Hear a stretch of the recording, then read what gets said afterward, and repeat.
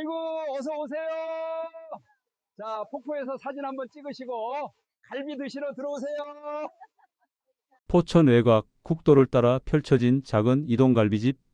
연기가 피어오르는 이곳은 하루 매출 800만 원을 기록하며 지역 명물로 자리 잡았습니다. 70세 전직 공무원 윤정호 씨. 30년간 성실하게 공직 생활을 이어온 그는 퇴직금 9천만 원, 저축과 연금을 합쳐 총 2억 5천만 원의 노후자금을 마련했습니다. 많은 돈은 아니었지만 조용히 아내와 여생을 보내기에는 충분한 금액이었습니다. 은퇴 후 윤정호 씨는 아들과 함께 작은 이동갈비집을 시작했습니다. 처음에는 단순한 생계 수단이었습니다. 하지만 손님이 늘고 매출이 오르면서 욕심이 생겼습니다. 더 특별하게 만들면 더 많이 벌 수 있겠어. 인공 폭포 설치에 1억 2천만 원, 주차장 확장에 9천만 원, 관광버스 구입에 8천만 원, 총 3억 원에 가까운 돈이 과도한 투자로 쏟아졌습니다. 겉으로는 화려해 보였지만 폭포 유지비는 매달 150만 원, 버스 수리비는 수백만 원씩 나갔습니다. 그리고 윤정호 씨가 알지 못했던 진실이 하나 더 있었습니다. 아들이 몰래 주식 투자로 1억 원을 잃고 있었다는 사실. 완벽해 보이던 가게는 속으로 무너지고 있었습니다. 평생 모은 노후 자금은 거의 바닥났고 빚은 점점 쌓여갔습니다. 하지만 이 이야기는 단순한 실패담이 아닙니다. 몰락 속에서 다시 일어서고 가족과 화해하며 진짜 부자가 무엇인지 깨닫는 회복의 기록입니다. 지금부터 윤정호 씨의 솔직한 고백을 들어보겠습니다. 시작 전 구독과 좋아요, 응원 댓글 부탁드립니다. 감사합니다. 안녕하세요. 저는 윤정호입니다. 올해 70세 전직 공무원입니다. 30년간 시청에서 일했습니다. 화려한 직책은 아니었지만 성실하게 일하며 가족을 지켰습니다. 매달 월급의 절반을 저축하고 아내와 함께 한 푼 두 푼 모았습니다. 퇴직할 때 받은 돈이 9천만 원. 거기에 저축과 연금을 합치니 총 2억 5천만 원이 되었습니다. 여보, 우리 이제 뭐 하며 살까? 아내가 물었을 때 저는 솔직히 막막했습니다. 30년 동안 해온 일을 하루아침에 그만두니 시간이 너무 많았습니다. 아침에 눈을 떠도 갈 곳이 없었고 저녁이 되어도 특별히 할 일이 없었습니다. 그때 아들이 제안했습니다. 아버지, 같이 작은 가게 해보는 거 어때요? 제가 도와드릴게요. 아들은 대학 졸업 후 몇 년간 직장 생활을 했지만 적성에 맞지 않아 그만둔 상태였습니다. 저는 아들이 힘들어하는 모습을 보며 마음이 아팠습니다. 함께 무언가를 할 수 있다면 아들에게도 새로운 기회가 될 거라 생각했습니다. 포천 외곽의 작은 이동갈비집을 열었습니다. 처음엔 간단하게 시작했습니다. 테이블 몇 개, 간이 주방, 그리고 신선한 고기. 복잡한 메뉴 없이 갈비 한 가지만 팔았습니다. 아버지, 손님 또 오셨어요. 아들이 밝게 웃으며 주방으로 뛰어왔습니다. 그 모습이 얼마나 기뻤는지 모릅니다. 아들과 함께 땀 흘리며 일하는 시간이 제게는 새로운 행복이었습니다. 손님들이 조금씩 늘기 시작했습니다. 국도를 지나가던 사람들이 연기 냄새를 맡고 들어왔고 맛있게 드신 후 다시 찾아왔습니다. 입소문이 나면서 주말에는 자리가 없을 정도였습니다. 여보, 오늘 매출 800만 원 넘었어. 아내가 계산기를 두드리며 놀라워했습니다. 저도 믿기지 않았습니다. 작은 가게에서 하루에 800만 원이라니. 한 달이면 2억이 넘는 매출이었습니다. 물론 재료비, 인건비를 빼면 실제 수익은 그보다 적었습니다. 그래도 매달 1,000만 원 넘게 남았습니다. 노후 자금을 건드리지 않아도 충분히 생활할 수 있었습니다. 저녁이면 아들과 함께 가게 앞에 앉아 소주 한 잔을 기울였습니다. 별이 쏟아지는 하늘을 보며 하루를 돌아봤습니다. 아들과 함께 보내는 시간이 이렇게 소중한 줄 몰랐습니다. 아버지, 오늘도 수고하셨어요. 아들이 제 어깨를 두드렸습니다. 그 손길이 따뜻했습니다. 이 작은 이동갈비집은 단순한 식당이 아니었습니다. 제게는 은퇴 후 찾은 새로운 삶의 이유였고 아들에게는 자신감을 되찾는 공간이었습니다. 아내는 매일 웃으며 손님들을 맞이했고 저는 그 웃음이 좋았습니다. 모든 것이 완벽했습니다. 노후 자금도 그대로 있었고 매달 수익도 안정적이었습니다. 가족과 함께 보내는 하루하루가 감사했습니다. 하지만 그 평온함은 오래가지 못했습니다. 제 안에 작은 욕심이 싹트기 시작했으니까요. 손님이 계속 늘었습니다. 주말이면 자리가 모자랐고 평일에도 웨이팅이 생겼습니다. 그 모습을 보면서 제 안에 묘한 감정이 싹 텄습니다. 더 크게 할 수 있지 않을까? 처음엔 단순한 생각이었습니다. 하지만 그 생각은 점점 커졌고 어느새 제 머릿속을 가득 채웠습니다. 아버지, 요즘 장사 정말 잘 되네요. 그러게. 근데 주차 공간이 부족해서 손님들이 불편해하더라. 저는 자연스럽게 확장을 꺼냈습니다. 아들은 잠시 망설이는 표정을 지었지만 제가 확신에 찬 목소리로 말하자 더 이상 반대하지 않았습니다. 텔레비전에서 본 어느 식당이 떠올랐습니다. 인공 폭포가 있는 정원, 넓은 주차장, 손님을 픽업하는 셔틀버스. 그 모습이 너무 멋있어 보였습니다. 우리도 그렇게 만들면 더 많은 손님이 올 거야. 인공 폭포 설치 견적을 받았습니다. 1억 2천만 원.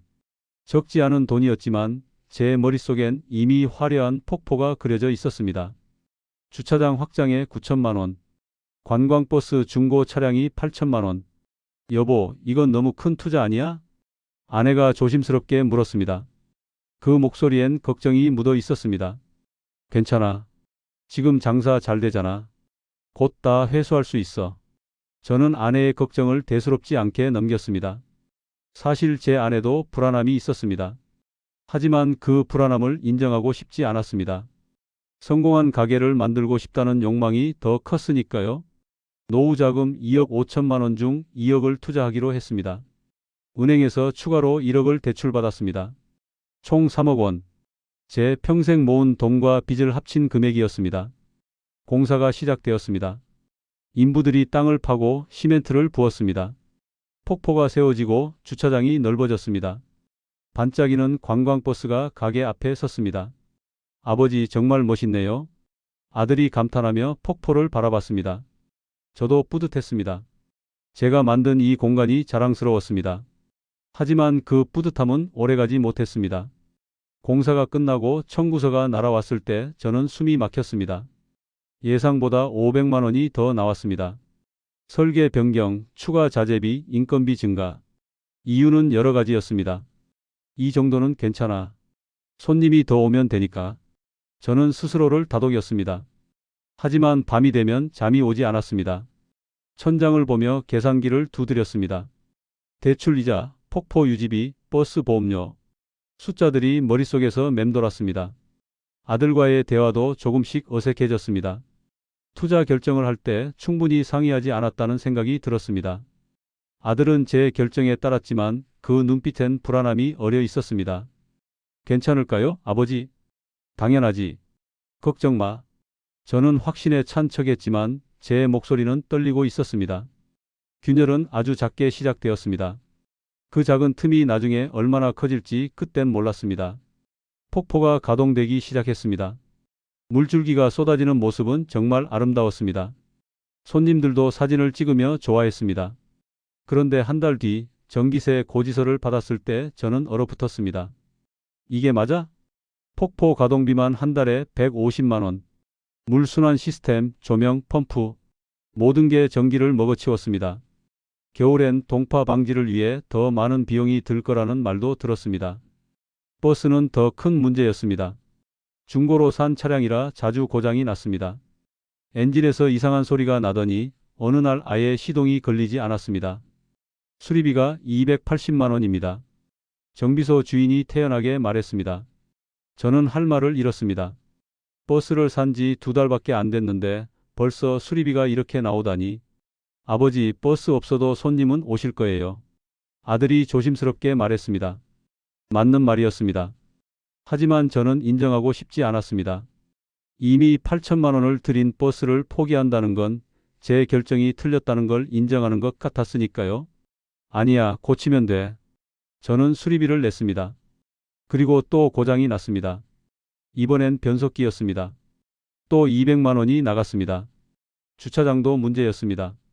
넓게 만들긴 했는데 실제로 그렇게 많은 차가 오지 않았습니다. 대부분 손님은 23대씩 함께 오는 게 아니라 한 대씩 왔습니다. 넓은 주차장은 대부분 비어 있었고 관리비만 매달 나갔습니다. 겉으로는 여전히 장사가 잘 됐습니다. 손님들은 만족했고 매출도 나쁘지 않았습니다. 하지만 재료비, 인건비, 유지비, 대출 이자를 빼고 나면 남는 게 거의 없었습니다. 여보, 이번 달은 적자야. 아내가 장부를 보며 한숨을 쉬었습니다. 저는 장부를 보고 싶지 않았습니다. 숫자가 제 실패를 증명하는 것 같았으니까요. 다음 달엔 나아질 거야. 저는 같은 말을 반복했습니다. 하지만 다음 달도 그 다음 달도 상황은 나아지지 않았습니다. 어느 날 아들이 조심스럽게 물었습니다. 아버지, 가게 자금이 좀 이상한 것 같은데요? 무슨 소리야? 내가 관리하고 있으니까 괜찮아. 저는 짜증 섞인 목소리로 대답했습니다. 사실은 저도 뭔가 이상하다는 걸 느끼고 있었습니다. 매출은 비슷한데 통장 잔고는 계속 줄어들고 있었으니까요. 밤마다 혼자 계산기를 두드렸습니다. 노후 자금 2억 5천만 원 중 2억은 이미 투자로 나갔습니다. 남은 5천만 원도 대출 이자, 생활비, 유지비로 빠져나가고 있었습니다. 어떻게 된 거지? 분명 잘 될 줄 알았는데 제 예상은 완전히 빗나갔습니다. 화려한 시설은 손님을 더 끌어오지 못했고 오히려 저를 빚 속으로 밀어넣고 있었습니다. 가장 무서운 건 아직 제가 모르는 진실이 하나 더 있다는 것이었습니다. 아들이 숨기고 있던 비밀 말입니다. 재정 문제는 계속 악화되었습니다. 통장 잔고는 매달 줄어들었고 대출 이자는 밀리기 시작했습니다. 여보, 은행에서 연락 왔어. 아내가 휴대폰을 들고 떨리는 목소리로 말했습니다. 대출 이자가 2달째 연체되었다는 내용이었습니다. 알았어. 내가 처리할게. 저는 무심하게 대답했지만 속으론 공포가 밀려왔습니다. 이자만 매달 80만 원. 원금 상환은 아예 엄두도 못 내고 있었습니다. 아들과의 대화도 끊겼습니다. 주방에서 함께 일할 때도 말이 없었습니다. 저녁에 함께 앉아 소주를 마시던 시간도 사라졌습니다.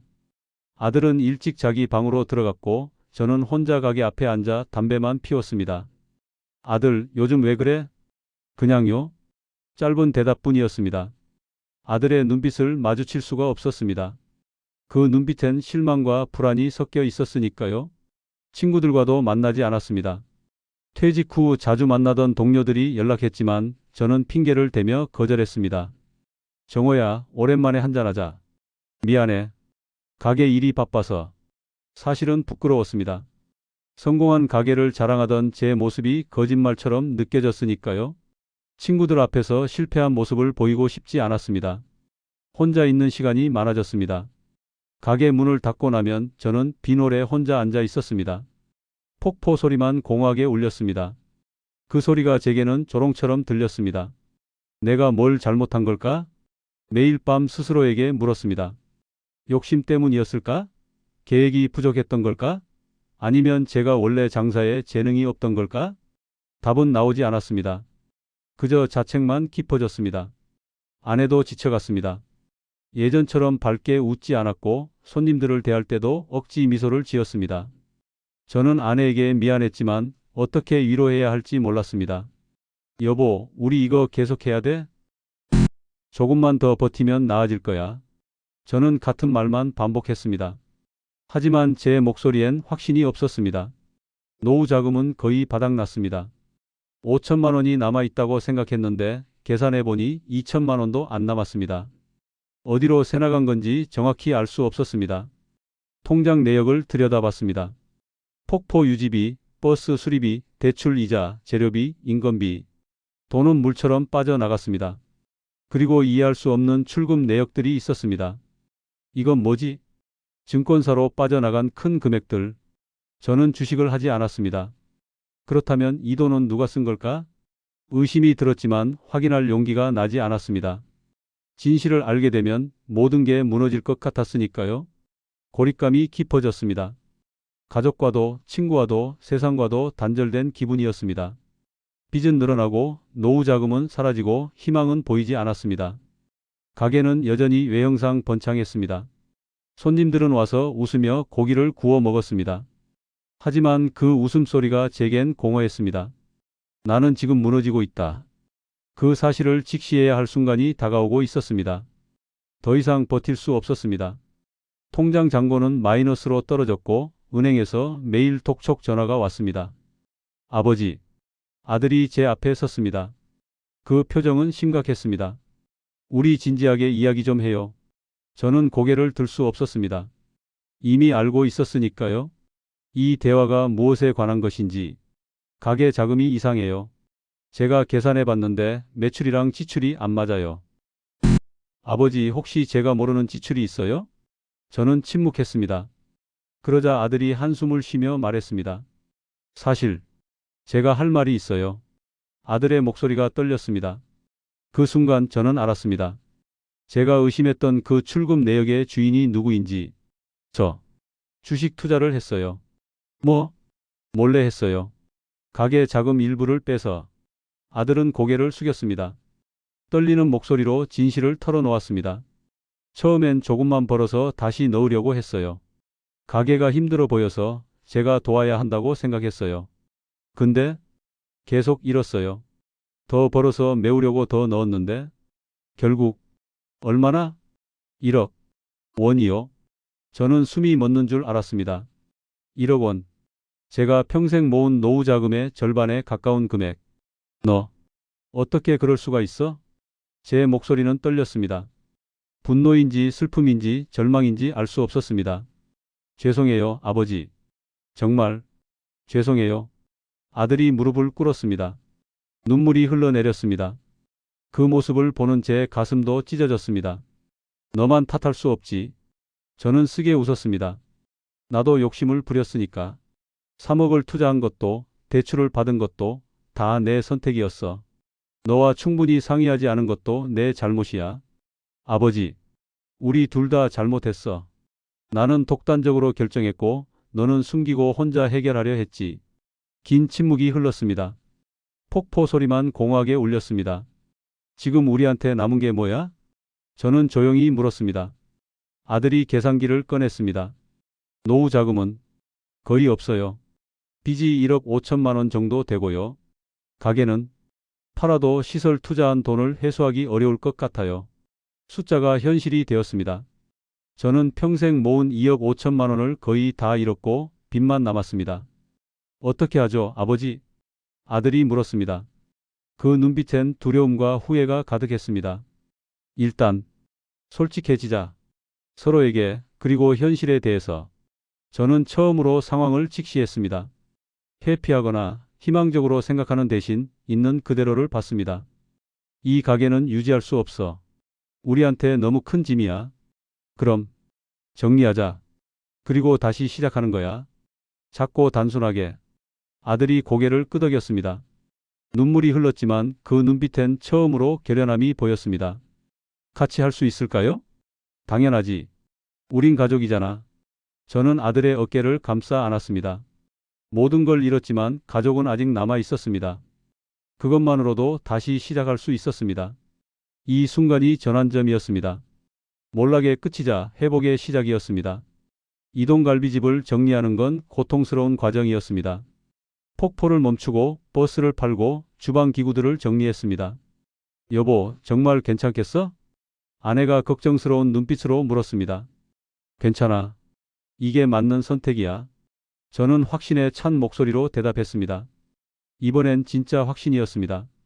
과거의 착각이 아니라 현실을 직시한 후의 결단이었으니까요. 가게를 팔았지만 시설 투자금은 거의 회수하지 못했습니다. 3억을 들였지만 받은 돈은 7천만 원. 그마저도 대출금을 갚는 데 썼습니다. 여전히 8천만 원의 빚이 남아 있었습니다. 이제 어디서 다시 시작하죠? 포천 시내로 가자. 작고 단순하게. 저는 포천 시내 작은 골목에 백반집 자리를 얻었습니다. 월세 80만 원. 테이블 6개가 들어가는 작은 공간이었습니다. 아버지, 이거면 충분해요? 충분해. 아니, 이게 적당해. 저는 과거의 욕심을 떨쳐냈습니다. 화려한 시설도 큰 규모도 필요 없었습니다. 손님에게 따뜻한 밥 한 끼를 제공할 수 있으면 그걸로 충분했습니다. 메뉴도 단순하게 정했습니다. 김치찌개, 된장찌개, 제육볶음. 매일 아침 시장에서 신선한 재료를 사서 정성껏 만들었습니다. 손님 맛있게 드세요. 첫 손님이 들어왔을 땐 약간 떨리기까지 했습니다. 사장님, 된장찌개 정말 맛있네요. 그 한마디에 제 마음이 녹아내렸습니다. 거창한 칭찬이 아니었지만 그게 더 진실하게 느껴졌습니다. 아들은 재정 관리를 맡았습니다. 매일 저녁 우리는 함께 장부를 정리했습니다. 오늘 매출 45만 원, 재료비 15만 원, 월세와 공과금 제외하면 순이익 20만 원이에요. 20만 원이면 한 달에 600만 원이네. 네, 이 정도면 생활비 쓰고 빚도 조금씩 갚을 수 있어요. 투명한 소통이 시작되었습니다. 과거처럼 혼자 결정하거나 서로 숨기지 않았고 모든 결정을 함께 내리며 작은 것도 공유했습니다. 다시 시작한다는 것이 정신적, 신체적으로 많이 피곤했습니다. 하지만 포기하지 않았습니다. 아버지, 오늘 단골 손님이 3분 더 생겼어요. 그래? 다행이다. 작은 성취가 쌓이기 시작했습니다. 1명, 2명 손님이 늘었습니다. 맛있다고 다시 찾아오는 분들이 생겼습니다. 사장님, 여기 김치가 정말 맛있어요. 직접 담그세요? 네, 아내가 담근 거예요. 다음엔 친구들도 데려올게요. 손님과의 관계도 달랐습니다. 과거엔 매출 숫자로만 봤다면 이젠 한 사람 한 사람의 얼굴을 기억했습니다. 저녁이면 아들과 함께 조그만 주방에서 설거지를 했습니다. 빚어봤지만 그 시간이 소중했습니다. 아버지, 오늘 수고하셨어요. 너도 고생 많았다. 예전처럼 폭포 앞에서 소주를 마시는 대신 백반집 뒷골목에서 캔맥주를 마셨습니다. 화려하지 않았지만 마음은 더 평온했습니다. 우리 잘하고 있는 거 맞죠? 그럼. 조금씩이지만 앞으로 가고 있잖아. 빚은 여전히 8천만 원이 남아 있었습니다. 하지만 매달 50만 원씩 갚아 나가기 시작했습니다. 적은 금액이었지만 확실한 진전이었습니다. 작은 백반집에서 저는 삶의 균형을 되찾기 시작했습니다. 백반집을 연지 시간이 흐르면서 안정이 찾아왔습니다. 매출은 하루 평균 50만 원에서 60만 원이 유지되었습니다. 거창한 금액은 아니었지만 충분했습니다. 아버지, 이번 달 빚 100만 원 갚았어요. 그래, 잘했다. 조금씩, 정말 조금씩이지만 빚은 줄어들고 있었습니다. 8천만 원에서 7천만 원으로, 그리고 6천만 원으로. 숫자가 줄어드는 걸 보는 것만으로도 희망이 생겼습니다. 손님들과의 관계도 깊어졌습니다.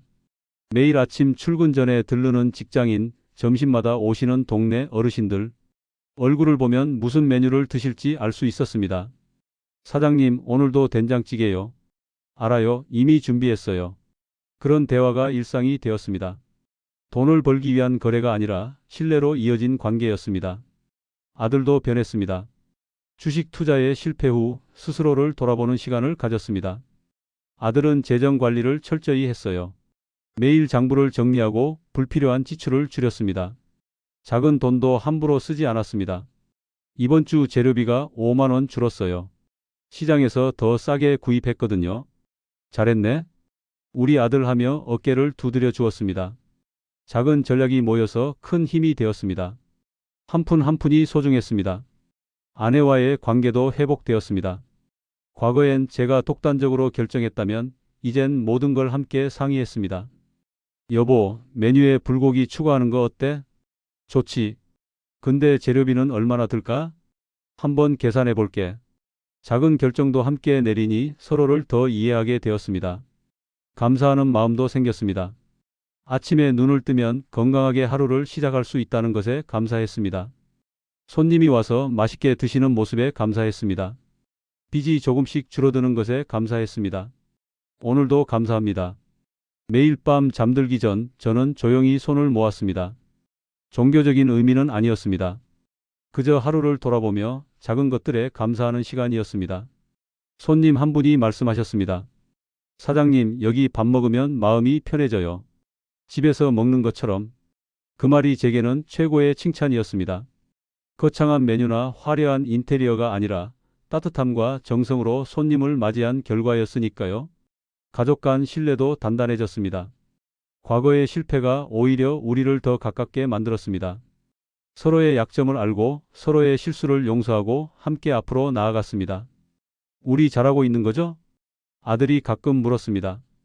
그럼, 넘어졌다가 다시 일어섰잖아. 그것만으로도 대단한 거야. 실패는 교훈이 되었습니다. 욕심을 부리지 말 것, 투명하게 소통할 것, 작은 것에 감사할 것. 그 교훈들이 우리를 성장시켰습니다. 백반집은 완벽하지 않았습니다. 여전히 좁았고 손님도 많지 않았습니다. 하지만 그 안에는 평화가 있었습니다. 그리고 희망이 있었습니다. 빚은 여전히 남아 있습니다. 6천만 원. 쉽게 갚을 수 있는 금액은 아닙니다. 하지만 두렵지 않습니다. 매달 조금씩 줄어들고 있으니까요. 아버지, 계산해 보니 5년 후면 다 갚을 수 있어요. 5년이면 내가 75세네. 늦진 않지. 저는 웃으며 대답했습니다. 과거 같았으면 5년이라는 시간이 너무 길게 느껴졌을 겁니다. 하지만 이젠 그 시간이 두렵지 않습니다. 조급하지 않으니까요. 노후 자금의 의미를 다시 생각하게 되었습니다. 2억 5천만 원을 모으고 대부분을 잃었습니다. 처음엔 그게 인생의 실패처럼 느껴졌습니다. 하지만 이제는 다르게 생각합니다. 돈보다 중요한 게 있구나. 계획, 신뢰, 소통, 그리고 함께 걸어가는 마음. 그게 진짜 노후를 준비하는 방법이었습니다. 백반집은 손님을 받는데 한계가 있었습니다. 하루 매출 50만 원, 한 달이면 1,500만 원 정도입니다. 과거 이동갈비집 매출의 절반도 안 됩니다. 하지만 행복은 더 큽니다. 사장님, 맛있게 잘 먹었어요. 완전 엄마가 해주신 집밥입니다. 손님이 밝게 웃으며 말씀하시면 얼마나 행복한지 모르겠네요.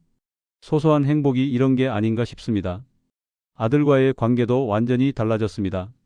과거엔 말없이 일만 했다면 이젠 많은 대화를 나누며 일합니다. 아버지, 제가 실수했을 때 왜 화내지 않으셨어요? 너만 탓할 수 없으니까. 우리 둘 다 잘못했잖아. 그 말 들었을 때 정말 감사했어요. 가족이니까. 서로 용서하고 다시 시작하는 거지. 그 대화가 우리 관계의 전환점이었습니다. 용서와 이해가 신뢰를 만들었고, 신뢰가 우리를 단단하게 만들었습니다. 매출보다 마음의 안정을 먼저 생각하게 되었습니다. 돈을 더 벌 수 있는 기회가 와도 무리하지 않습니다. 과거의 실패가 교훈이 되었으니까요. 아버지, 옆 가게 자리가 비었대요. 확장하는 거 어때요? 아니야, 지금 크기가 적당해. 욕심 부리지 말자. 아들도 고개를 끄덕입니다. 우리는 배웠습니다. 크다고 좋은 게 아니라는 것을. 실패는 끝이 아니라 새로운 시작이었습니다. 넘어지고 일어서고 다시 걸어가는 과정 자체가 인생이더라고요. 요즘은 소소한 기쁨을 느끼며 행복하게 하루하루를 살고 있습니다. 손님이 맛있다고 할 때, 빚을 조금 갚았을 때, 아들과 웃으며 대화할 때, 그 작은 순간들이 모여 제 삶을 채웁니다. 노후 준비의 의미를 깨달았습니다. 큰 돈을 모으는 게 아니라 서로를 믿고 함께 걸어가는 마음. 그게 진짜 준비였습니다. 큰 집도 많은 돈도 빚도 아직 남아있지만 우리에겐 가족이 있습니다. 그리고 작은 백반집이 있습니다. 그것만으로도 충분합니다. 진짜 부자는 돈이 많은 사람이 아니라 마음이 평온하고 늘 감사한 마음으로 사는 사람입니다. 저는 이제 그걸 압니다. 그리고 저는 진짜 부자가 되었습니다. 여러분, 윤정호 씨의 이야기가 조금이라도 도움이 되셨나요? 노후 준비는 단순히 돈을 모으는 것만이 아닙니다. 욕심을 경계하고 가족과 투명하게 솔직하게 소통하며 작은 것에 감사하는 마음이 더 중요합니다. 이 영상이 유익하셨다면 좋아요 버튼을 눌러주시고 구독과 알림 설정으로 더 많은 노후 이야기를 받아보세요. 여러분의 노후 준비 경험이나 고민이 있으시다면 댓글로 공유해 주세요. 함께 배우고 성장하겠습니다. 시청해 주셔서 감사합니다. 다음 영상에서 뵙겠습니다.